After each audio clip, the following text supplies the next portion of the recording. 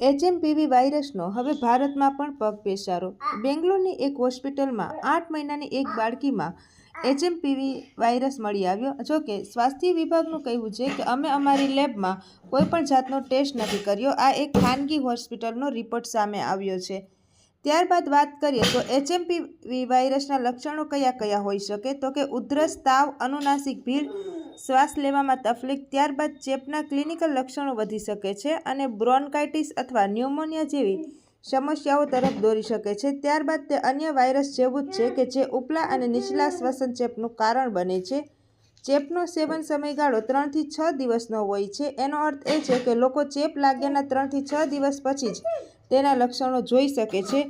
ત્યારબાદ બીમારીની અવધિ તેની તીવ્રતાના આધારે બદલાઈ શકે છે। વાત કરીએ હવે એચએમપીવી વાયરસના ઉપાય કયા હોઈ શકે, તો જ્યારે પણ તમે ઘરે આવો ત્યારે તમારા હાથ સાબુથી ધોઈ લો। ધોયા વગરના હાથ વડે આંખો, નાક કે મોંને સ્પર્શ કરવાનું ટાળો। ચેપગ્રસ્ત લોકોથી અંતર જાળવો। જો તમે વાયરસ જેવા લક્ષણોનો અનુભવ કરી રહ્યા છો તો અલગ રહો। છીંક આવે ત્યારે લોકોએ પોતાના હાથ અને મોં ઢાંકવા જોઈએ।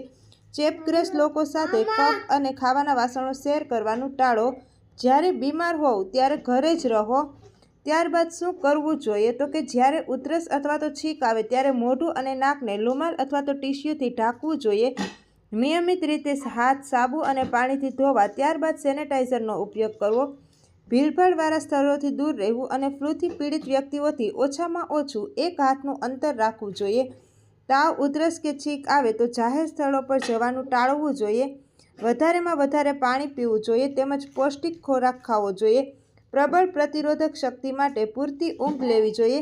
બીમારીઓ ફેલાતી અટકાવવા માટે યોગ્ય વેન્ટિલેશનવાળા વાતાવરણમાં રહેવું જોઈએ। શ્વસનને લગતા લક્ષણો જણાય તો ઘરમાં જ રહેવું જોઈએ।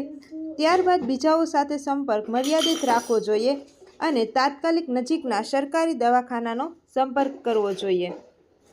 ત્યારબાદ શું ન કરવું જોઈએ, તો આવશ્યક ના હોય તો આંખ, નાક અને મોઢાને સ્પર્શ કરવાનું ટાળો। ચેપગ્રસ્ત વ્યક્તિએ વ્યક્તિગત ચીજવસ્તુઓ જેમ કે ટુવાલ, માલ અથવા તો અન્ય વાસણો બીજા વ્યક્તિના સંપર્કમાં કે ઉપયોગમાં ન આવે તેનું ધ્યાન રાખવું જોઈએ। જાતે દવા લેવાનું ટાળવું જોઈએ। લક્ષણોમાં વધારો દેખાય તો આરોગ્ય કર્મચારીનો સંપર્ક કરવો જોઈએ અને ત્યારબાદ સાવચેતી એ જ સલામતી હોઈ શકે, તો આ માટે માર્ગદર્શિકાનું અવશ્ય પાલન કરવું જોઈએ।